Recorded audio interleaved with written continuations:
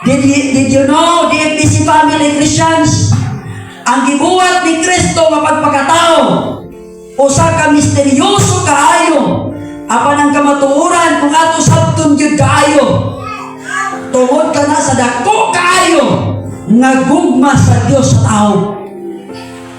Imagine, God ang Kristo nagpakatao. Self-emptying, baka ng word na self-emptying, sa Greek word na siya, kenosis.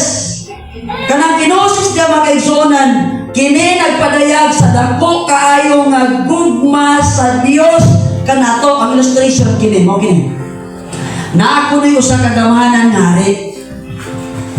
Hari siya, ug tungod kay hari siya, naghari sa dako kay nagingarian.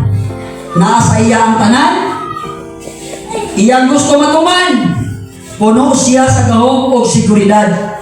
Apan, mipili siya nga mubiya sa tulono o muadto sa layo kayo madapit o magpuyo o bansayan mga tao.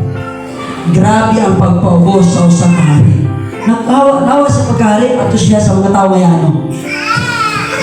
Sama ni ini si Jesus Christ. Ang gamhanan niya Diyos, mipili siya nga mubiya sa himaya sa langit para matao sa mubuk nga pasungan. Aron ipakita ang iyang dako kaayo magugma para sa imo ug sa ato. Muna'y pasalamatan sa tao, pasalamatan sa Kristohanan.